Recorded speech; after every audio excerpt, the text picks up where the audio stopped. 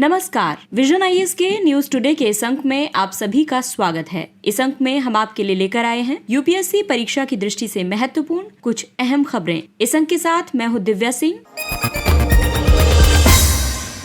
आइए सबसे पहले बात करते हैं इस अंक की हेडलाइंस के बारे में। वैश्विक बहुआयामी गरीबी सूचकांक 2022 जारी किया गया। रसायन और उर्वरक मंत्रालय ने उर्वरक क्षेत्र में सुधार के लिए उपायों की घोषणा की। भारतीय रिजर्व बैंक की एक रिपोर्ट में कहा गया कि बिग टेक से उत्पन्न जोखिमों से निपटने के लिए नियमों पर विचार करने की जरूरत है। सरकार ने 100 करोड़ रुपए से ज्यादा के मामलों को सुलझाने के लिए 3 ऋण वसूली अधिकरणों में विशेष पीठें गठित की। पावर फाइनेंस कॉर्पोरेशन ने वर्ष 2020-21 में विद्युत उपयोगिताओं के प्रदर्शन पर रिपोर्ट जारी की और राष्ट्रीय हरित अधिकरण की एक रिपोर्ट ने अरावली में अनियंत्रित खनन की पुष्टि की। और आइए अब खबरों पर विस्तार से चर्चा करते हैं। वैश्विक बहुआयामी गरीबी सूचकांक 2022 जारी किया गया। मल्टी डायमेंशनल पॉवर्टी इंडेक्स 2022 को unpacking deprivation package to reduce multidimensional poverty शीर्षक से जारी किया गया है। इसे Oxford poverty and human development initiative और संयुक्त राष्ट्र विकास कार्यक्रम संयुक्त रूप से प्रकाशित करते हैं। एमपीआई को पहली बार वर्ष 2010 में जारी किया गया था। मल्टी पॉवर्टी इंडेक्स में जो निष्कर्ष दिए गए हैं उसमें विश्व के बारे में कहा गया है कि विश्व के 111 देशों में 1.2 बिलियन लोग गहन बहुआयामी गरीबी में जीवन जी रहे हैं। ये संख्या विश्व की जनसंख्या का 19.1% है। हालांकि कोविड-19 महामारी की वजह से गरीबी उन्मूलन की प्रगति बाधित हुई है। इससे एमपीआई का मान 3 से 10 वर्ष पीछे के मान के बराबर हो गया है। जबकि भारत के बारे में कहा गया है कि दुनिया में गरीब लोगों की सबसे ज्यादा संख्या भारत में है। दूसरे स्थान पर नाइजीरिया है। आपको बता दें कि 5 में से 1 से ज्यादा बच्चे गरीब हैं। आपको बता दें कि भारत का एमपीआई मान वर्ष 2005 और वर्ष 2006 के 0.283 से कम होकर वर्ष 2019 से 2021 में 0.069% हो गया था। वर्ष 2005 और 6 तथा वर्ष 2019-21 के बीच की 15 साल की अवधि के दौरान 41.5 करोड़ लोग गरीबी से बाहर आ गए हैं। ग्रामीण क्षेत्रों में 21.2% लोग गरीब हैं, जबकि शहरी क्षेत्रों में 5.5% लोग गरीब हैं। दक्षिण एशिया में भारत एकमात्र ऐसा देश है जहां महिला मुखिया वाले परिवार पुरुष मुखिया वाले परिवारों की तुलना में गरीब हैं। मल्टी पॉवर्टी इंडेक्स प्रत्येक परिवार और व्यक्ति द्वारा उनके दैनिक जीवन में अनुभव किए गए अभावों का विश्लेषण करके निर्धनता का मापन करता है। ये मापन 3 पहलुओं के 10 संकेतकों के आधार पर किया जाता है और ये 3 पहलू हैं: स्वास्थ्य, शिक्षा और जीवन स्तर। नीति आयोग भी राष्ट्रीय एमपीआई जारी करता है। ये वैश्विक एमपीआई की तुलना में 12 संकेतकों पर आधारित है। राष्ट्रीय एमपीआई में वैश्विक एमपीआई के 10 संकेतकों के अलावा बैंक खाता और प्रसव पूर्व देखभाल भी शामिल है। बहुआयामी गरीबी सूचकांक के तहत गरीबी के जो पहलू हैं उनमें स्वास्थ्य, शिक्षा और जीवन स्तर शामिल है। स्वास्थ्य के तहत 2 संकेतक हैं: पोषण और बाल मृत्यु दर। पोषण को 6ठा भारांश प्राप्त है। 70 वर्ष से कम आयु का कोई भी वयस्क या कोई भी बच्चा जिसका पोषण संबंधी रिकॉर्ड अल्प पोषित के अंतर्गत आता है तो उसको बहुआयामी गरीबी सूचकांक के तहत शामिल किया जाएगा। ये सर्वेक्षण आरंभ होने से पहले की 5 साल की अवधि में परिवार में 18 वर्ष से कम आयु के किसी भी बच्चे की मृत्यु हो गई है तो उसको शामिल करेगा। शिक्षा के तहत 2 संकेतक हैं। सबसे पहला है स्कूली शिक्षा के वर्ष। स्कूल में प्रवेश लेने की आयु या 6 वर्ष या उससे अधिक आयु वाले परिवार के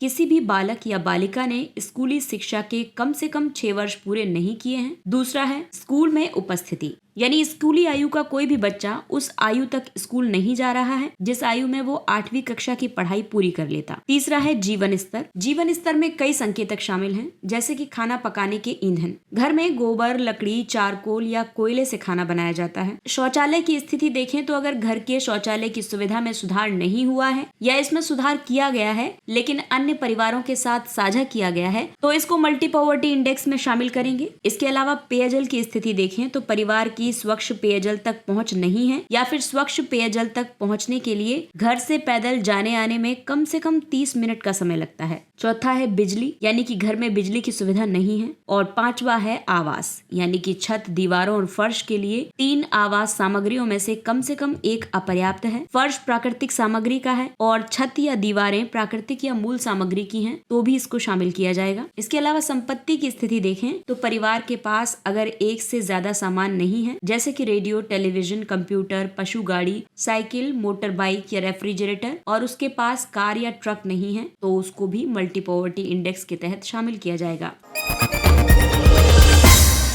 रसायन और उर्वरक मंत्रालय ने उर्वरक क्षेत्र में सुधार के लिए उपायों की घोषणा की है। प्रधानमंत्री किसान सम्मान सम्मेलन 2022 के अवसर पर सुधारों की घोषणा की गई है। इसमें जो सुधार किए गए हैं उसके तहत प्रधानमंत्री भारतीय जन उर्वरक परियोजना, एक राष्ट्र एक उर्वरक योजना आरंभ की गई। इस योजना के तहत सब्सिडी वाले सभी मृदा पोषक तत्वों का विपणन भारत नामक एकल ब्रांड के तहत किया जाएगा। ये पोषक तत्व हैं urea, di ammonium phosphate, muriate of potash और नाइट्रोजन फॉस्फोरस और पोटेशियम। उर्वरक निर्माण में उर्वरक नियंत्रण आदेश के पोषक तत्व सामग्री दिशा निर्देश का पालन करना होता है। इसलिए कोई एक उर्वरक भले ही अलग अलग ब्रांड नामों से बेचा जाता हो, लेकिन उसमें पोषक तत्वों की मात्रा एक समान ही होगी। इन सुधारों से किसानों को अलग अलग ब्रांड के विकल्पों में से चुनने की परेशानी से मुक्ति मिलेगी। इससे उर्वरकों के गैर कृषि कार्यों में उपयोग को रोका जा सकेगा और उर्वरक ढुलाई सब्सिडी कम करने में मदद मिलेगी। इसीलिए 600 प्रधानमंत्री किसान समृद्धि केंद्रों का उद्घाटन किया गया। सरकार देश भर में 3.25 लाख से अधिक उर्वरक दुकानों को प्रधानमंत्री किसान समृद्धि केंद्रों के रूप में विकसित करने की योजना बना रही है। प्रधानमंत्री किसान समृद्धि केंद्र के कई लाभ हैं। यहाँ किसानों की अलग अलग आवश्यकताओं को पूरा किया जाएगा। इसके अलावा कृषि इनपुट उपलब्ध कराए जाएंगे, जैसे कि उर्वरक, बीज, उपकरण आदि। साथ ही मृदा, बीज और उर्वरक परीक्षण सुविधाएं भी उपलब्ध होंगी। किसानों के बीच जागरूकता पैदा होगी।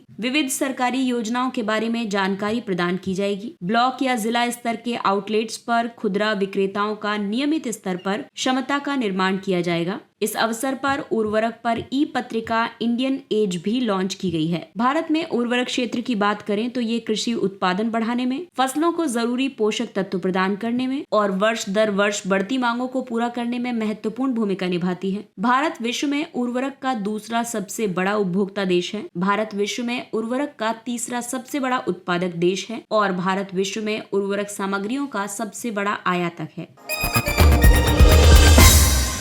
भारतीय रिजर्व बैंक की एक रिपोर्ट में कहा गया है कि बिग टेक से उत्पन्न जोखिमों से निपटने के लिए नियमों पर विचार करने की जरूरत है। रिपोर्ट में बिग टेक कंपनियों के बीच अंतर संबंधों और वित्तीय संस्थानों के लिए महत्वपूर्ण सेवा प्रदाताओं के रूप में उनकी भूमिका से उत्पन्न जोखिमों को रेखांकित किया गया है। रिपोर्ट में दक्षता को बढ़ावा देने, डेटा गोपनीयता को सुरक्षित करने और वित्तीय स्थिरता सुनिश्चित करने के बीच संतुलन स्थापित करने की सिफारिश की गई है। वित्तीय सेवाओं में बिग टेक क्षेत्र से जुड़े कई जोखिम मौजूद हैं, जैसे कि फिनटेक क्षेत्र में नवाचार को बढ़ावा देने के लिए सभी के लिए समान अवसर पैदा करने में बाधा आती है। उभरते फिनटेक की तुलना में बिग टेक शीघ्र उत्पाद बनाकर बहुत आसानी से बाजार में अपनी उपस्थिति दर्ज करा सकते हैं। बिग टेक की जटिल शासी संरचना, प्रभावी निरीक्षण और संस्था आधारित विनियमन के दायरे को सीमित करती है। बिग टेक में वर्चस्व स्थापित करने की क्षमता होती है। ये स्थिति प्रतिस्पर्धा और डेटा गोपनीयता संबंधी चिंताओं को बढ़ावा देती है। इसके तहत विनियामकीय ढांचे संबंधी सुझाव भी दिए गए हैं। प्रतिस्पर्धा और बाजार में प्रतियोगिता योग्य परिवेश सुनिश्चित किया जाना चाहिए। इससे बिग टेक के प्रभुत्व को सीमित किया जा सकेगा। यूरोपीय संघ के सामान्य डेटा संरक्षण विनियमन जैसे उपायों के द्वारा डेटा संरक्षण और डेटा साझाकरण को सुरक्षित किया जाना चाहिए। इसके अलावा ऐसा ढांचा बनाया जाना चाहिए जो संस्था और गतिविधि आधारित विनियमों दोनों को संरेखित कर सके। आउटसोर्सिंग गतिविधियों पर विनियमन को मजबूत करके परिचालन संबंधी लचीलेपन की निगरानी की जानी चाहिए। साथ ही भेद्यता को नियंत्रित करने के लिए विनियामक ढांचे को नवाचारों के अनुरूप संशोधित करते रहना चाहिए। बिग टेक बड़े बड़े प्रौद्योगिकी समूह हैं। इनके सोशल मीडिया, दूरसंचार, इंटरनेट सर्च और ई कॉमर्स जैसे मुख्य व्यवसाय होते हैं। इनका अति व्यापक ग्राहक नेटवर्क होता है। जैसा कि आप सभी जानते ही हैं कि अमेजॉन, माइक्रोसॉफ्ट, एप्पल आदि बिग टेक के उदाहरण हैं। ऐसे में बिग टेक्स के लिए स्थिरता, दक्षता, निजता आदि 13 उद्देश्यों के बीच संतुलन स्थापित करना बेहद जरूरी हो जाता है। तो स्थिरता के लिए परंपरागत स्थिरता, प्रतिस्पर्धा संतुलन की जरूरत है। दक्षता या प्रतिस्पर्धा के लिए निजी सेवा प्रदाताओं के लिए डेटा तक पहुंच बनाम अनामता, AML या CFT और पर्यवेक्षी डेटा। सरकार ने 100 करोड़ रुपए से ज्यादा के मामलों को सुलझाने के लिए 3 ऋण वसूली अधिकरणों में विशेष पीठें गठित की हैं। सरकार ने चेन्नई, मुंबई और दिल्ली के डीआरटीज में ये विशेष पीठें गठित की हैं। बैंक लंबे समय से बड़ी धनराशि वाले मामलों पर अधिक ध्यान केंद्रित करने की मांग कर रहे थे। इसको ध्यान में रखते हुए ही इन पीठों का गठन किया गया है। सरकार के इस कदम का महत्व ये है कि बड़ी धनराशि वाले मामलों की संख्या केवल 1% होने का अनुमान है, लेकिन राशि के हिसाब से ये कुल दावों का 80% है। वर्तमान में भारत में निजी स्वामित्व वाली बहुत सी कंपनियां साझेदारी या फिर पारिवारिक संस्था के रूप में पंजीकृत हैं। इन पर दिवाला और शोधन अक्षमता संहिता के तहत राष्ट्रीय कंपनी विधि अधिकरण में मुकदमा नहीं चलाया जा सकता है, और इसका कारण ये है कि एनसीएलटी में केवल कंपनियों से संबंधित मामलों की ही सुनवाई होती है। इसके अलावा आरबीआई के डेटा के मुताबिक डीआरटीज में 2.25 लाख करोड़ रुपए के ऋणों से जुड़े मुकदमे लंबित थे। और आइए अब बात करते हैं डीआरटीज के बारे में। ऋणों की वसूली और शोधन अक्षमता आरडीबी अधिनियम 1993 में मूल क्षेत्राधिकार वाले डीआरटीज तथा अपीलीय क्षेत्राधिकार वाले ऋण वसूली अपीलीय अधिकरणों की स्थापना का प्रावधान किया गया है। इन अधिकरणों का उद्देश्य बैंकों और वित्तीय संस्थानों के बकाया ऋणों पर शीघ्र निर्णय देना और उनकी वसूली करवाना है। ये वित्तीय आस्तियों के प्रतिभूतिकरण और पुनर्गठन और प्रतिभूति हित प्रवर्तन यानी सारफेसी अधिनियम 2002 के तहत दायर मामलों की भी सुनवाई करते हैं। वर्तमान में 39 डीआरटीज और 5 डीआरएटीज देश भर में कार्य कर रहे हैं। पावर फाइनेंस कॉर्पोरेशन ने वर्ष 2020-21 में विद्युत उपयोगिताओं के प्रदर्शन पर रिपोर्ट जारी की है। इस रिपोर्ट में कहा गया है कि विद्युत वितरण कंपनियों का समग्र AT&C यानी कुल तकनीकी और वाणिज्यिक हानि बढ़कर वर्ष 2020-21 में 22.32% हो गई थी। ये वर्ष 2019-20 में 20.73% थी। वर्ष 2020-21 में बिलिंग दक्षता घटकर 84.07% हो गई थी। बिल संग्रह संबंधी दक्षता मामूली रूप से घटकर 92.40% हो गई थी। वर्ष 2019-20 की तुलना में वर्ष 2020-21 में डिस्कॉम्स के कुल नुकसान में 66% की वृद्धि हुई है। कई उपयोगिताएं उपभोक्ताओं की कुछ श्रेणियों के मामले में 100% मीटरिंग का लक्ष्य पूरा करने में असफल रही हैं। डिस्कॉम्स के समक्ष जो चुनौतियां हैं उसमें टैरिफ का निर्धारण सबसे महत्वपूर्ण चुनौती है। जिस गति से लागत बढ़ रही है उसी अनुपात में डिस्कॉम्स अपने टैरिफ में वृद्धि नहीं कर रहे हैं, और ऐसा इसलिए है क्योंकि उनमें से ज्यादातर राज्य सरकारों के स्वामित्व में है। अगला है कोविड-19 का प्रभाव। महामारी ने उपयोगिताओं की नकद आय को पूरी तरह से बाधित कर दिया है। इसके अलावा नवीकरणीय ऊर्जा से प्रतिस्पर्धा है। सौर ऊर्जा से इन्हें ज्यादा प्रतिस्पर्धा मिल रही है क्योंकि वहां टैरिफ घटकर 2.90 रुपए प्रति यूनिट रह गया है। विद्युत क्षेत्र की समस्याओं के समाधान के लिए कई उपाय किए गए हैं, जैसे कि पुनरुत्थान वितरण क्षेत्र योजना, सुधार आधारित और परिणाम संबद्ध योजना। इसका उद्देश्य AT&C घाटे को अखिल भारतीय स्तर पर 12 से 15% तक कम करना है। दूसरा है लिक्विडिटी इन्फ्यूजन स्कीम। ये AT&C घाटों को कम करने के लिए राज्यों की विश्वसनीय कार्य योजना पर आधारित है। साथ ही डिस्कॉम्स के लिए कॉर्पोरेट गवर्नेंस दिशा निर्देश जारी किए गए हैं। PFC और ग्रामीण विद्युतीकरण निगम द्वारा जारी की जाने वाली निधियां इन दिशा निर्देशों के अनुपालन पर आधारित हैं। डिस्कॉम्स की कुल AT&C यानी कि कुल तकनीकी और वाणिज्यिक हानियां निकालने के लिए AT&C हानि में से ऊर्जा हानि निकाल दिया जाता है। ये AT&C हानि, ऊर्जा हानि और वाणिज्यिक हानि का योग है। राष्ट्रीय हरित अधिकरण की एक रिपोर्ट ने अरावली में अनियंत्रित खनन की पुष्टि की है। राष्ट्रीय हरित अधिकरण ने अरावली में अवैध खनन के विस्तार का पता लगाने के लिए एक संयुक्त समिति का गठन किया था। इस समिति की रिपोर्ट में क्षेत्र में निषेधाज्ञा के बावजूद कई स्थानों पर खनन गतिविधि की सूचना दी गई है। सुप्रीम कोर्ट ने फरीदाबाद, गुरुग्राम और मेवात में अरावली पहाड़ियों में प्रमुख एवं गौण खनिजों के खनन पर प्रतिबंध लगाया था। ये प्रतिबंध पहले वर्ष 2002 में और फिर वर्ष 2009 में लगाया गया था। कोर्ट ने पहाड़ियों के पारंपरिक पारिस्थितिक तंत्र को बहाल करने के उद्देश्य से खनन को प्रतिबंधित किया था। इससे पहले नियंत्रक और महालेखा परीक्षक ने भी अपनी रिपोर्ट में अरावली में पारिस्थितिक क्षरण के खतरनाक स्तर को उजागर किया था। अरावली का महत्व इसलिए भी है क्योंकि ये जलभृत पुनर्भरण के लिए कार्य करता है। अरावली से कई जलधाराएं निकलती हैं। इसके अलावा अपनी प्राकृतिक दरारों और विदरों के साथ अरावली पर्वत श्रृंखला राष्ट्रीय राजधानी क्षेत्र के सबसे महत्वपूर्ण जल पुनर्भरण भंडारण क्षेत्र के रूप में कार्य करती है। अरावली इसलिए भी महत्वपूर्ण है क्योंकि मानसून के दौरान ये पर्वत श्रृंखला मानसून के बादलों को पूर्व की ओर निर्देशित करती है। इस तरह से ये श्रृंखला उप हिमालयी नदियों को पोषित करने के साथ साथ उत्तर भारतीय मैदानों के पोषण में भी मदद करती है। सर्दियों के महीने में ये पर्वत श्रृंखला उपजाऊ जलोढ़ नदी घाटियों, सिंधु और गंगा को मध्य एशिया से आने वाली ठंडी पश्चिमी पवनों से बचाती है। इसके अलावा अरावली पर्वत श्रृंखला बड़ी संख्या में जंगली प्रजातियों का पर्यावास है। इसके क्षरण के साथ साथ मानव वन्य जीव संघर्ष की संभावना बढ़ रही है। आपको बता दें कि अरावली लगभग 700 किलोमीटर लंबी पर्वत श्रृंखला है। ये गुजरात से शुरू होकर राजस्थान और हरियाणा होते हुए दिल्ली की रायसीना पहाड़ी पर समाप्त होती है। पिछले 4 दशकों में खनन, वनों की कटाई और इसकी संवेदनशील एवं प्राचीन जलवाहिकाओं के अतिदोहन की वजह से अरावली पर्वत श्रृंखला का क्षरण हो रहा है। और आइए अब आपको बताते हैं कुछ संक्षिप्त लेकिन महत्वपूर्ण खबरों के बारे में। Forward premium. हाल ही में 1 वर्ष का फॉरवर्ड प्रीमियम गिरकर 11 वर्ष के निचले स्तर पर आ गया है। फॉरवर्ड प्रीमियम दर भारतीय और अमेरिकी बॉन्ड के बीच मौजूद ब्याज दर के अंतर को दर्शाती है। ये एक ऐसी स्थिति है जिसमें किसी मुद्रा के लिए आगामी या फिर अपेक्षित भविष्य की कीमत हाजिर कीमत से ज्यादा होती है। इसका विदेशी मुद्रा बाजारों में व्यापार करते समय संकेतक के रूप में उपयोग किया जा सकता है। इस गिरावट का एक कारण ये भी है कि अमेरिकी फेडरल रिजर्व अपनी मौद्रिक नीति को भारतीय रिजर्व बैंक की तुलना में तेज गति से सख्त कर रहा है। वस्तु की अंधभक्ति ये एक मार्क्सवादी सिद्धांत है। ये अवधारणा वर्तमान के लिए बहुत ज्यादा प्रासंगिक है। इसके माध्यम से मार्क्स ने ये स्पष्ट किया है कि पूंजीवाद के तहत कामगार स्वयं द्वारा निर्मित उत्पादों के प्रति किस तरह से अजनबी हो जाते हैं। कमोडिटी फेटिशिज्म ये वर्णन करता है कि लोगों के बीच उत्पादन और विनिमय के सामाजिक संबंध पूंजीवाद के अधीन वस्तुओं यानी धन और कमोडिटीज के बीच संबंधों का रूप ले लेते हैं।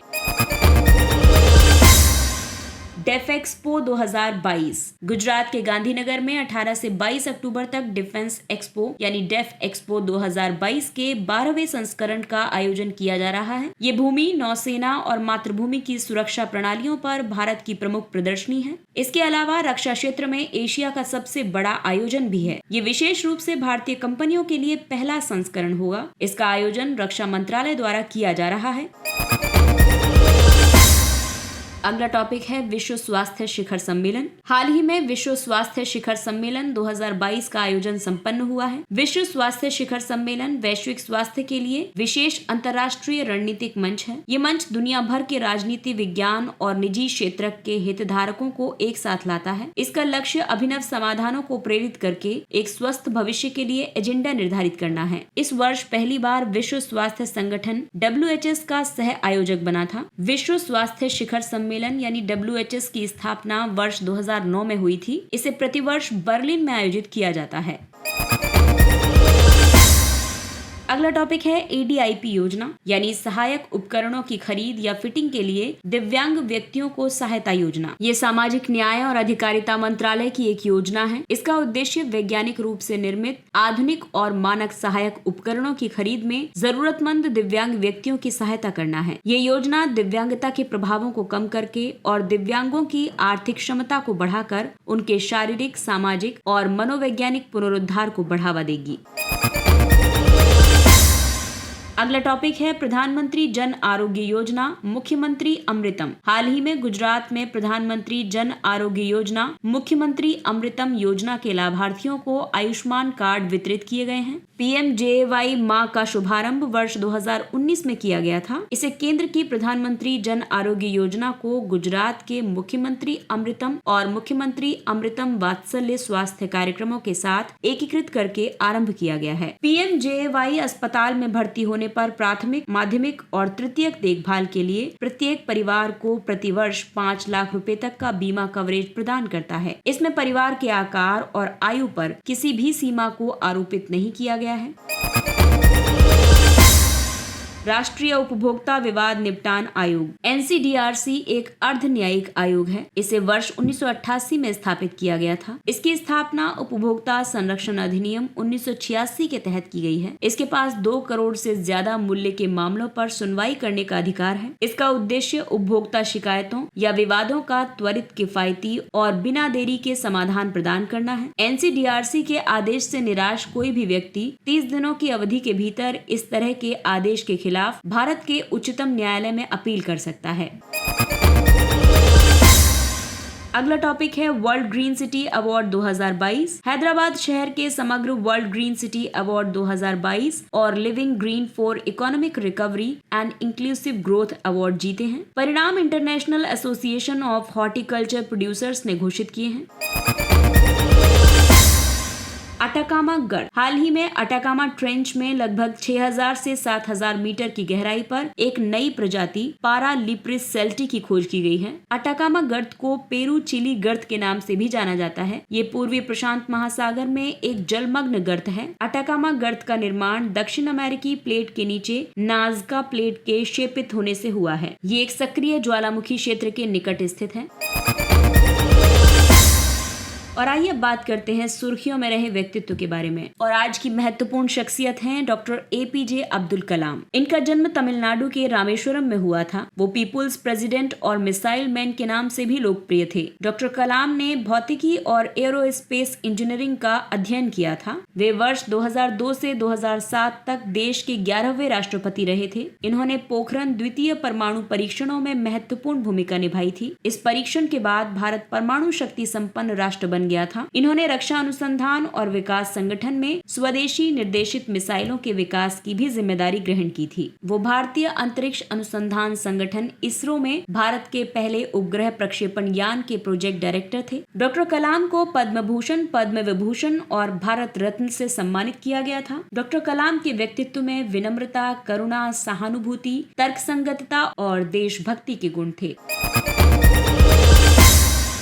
और आइए बात करते हैं सुर्खियों में रहे स्थलों के बारे में। ट्यूनीशिया, यहाँ की राजधानी ट्यूनिस है। ट्यूनीशिया की राजधानी में राष्ट्रपति के खिलाफ राजनीतिक विरोध प्रदर्शन शुरू हो गए हैं। ट्यूनीशिया एक उत्तरी अफ्रीकी देश है। ये लीबिया और अल्जीरिया के साथ अपनी भूमि सीमा साझा करता है। ट्यूनीशिया, लीबिया, अल्जीरिया, मोरक्को और मॉरिटानिया, इन 5 देशों को मागरेब देशों के नाम से जाना जाता है। भूमध्य सागर ट्यूनीशिया के उत्तर में स्थित है। ये इटली, अल्जीरिया और लीबिया के साथ ट्यूनीशिया की समुद्री सीमाओं को निर्धारित करता है। वर्ष 2011 में ट्यूनीशिया में जैस्मीन क्रांति के रूप में अरब स्प्रिंग की शुरुआत हुई थी। ट्यूनीशिया का सबसे बड़ा द्वीप गेबेस की खाड़ी में स्थित जेरबा द्वीप है। इसका उच्चतम शिखर माउंट चंबी है और सबसे बड़ी नदी है मेडजेर्दा नदी। और अफ्रीका का सबसे उत्तरी बिंदु केप एंजेला भी ट्यूनीशिया में है। इसके साथ ही ये अंक समाप्त होता है। अगले अंक में फिर मुलाकात होगी कुछ अन्य महत्वपूर्ण खबरों के साथ। तब तक अपना ख्याल रखिए, सुरक्षित दूरी बनाए रखिए, मास्क पहनिए, हाथ और चेहरा साफ रखिए, क्योंकि कोरोना अभी पूरी तरह से समाप्त नहीं हुआ है। इसलिए अपनों का और अपना विशेष ध्यान रखें।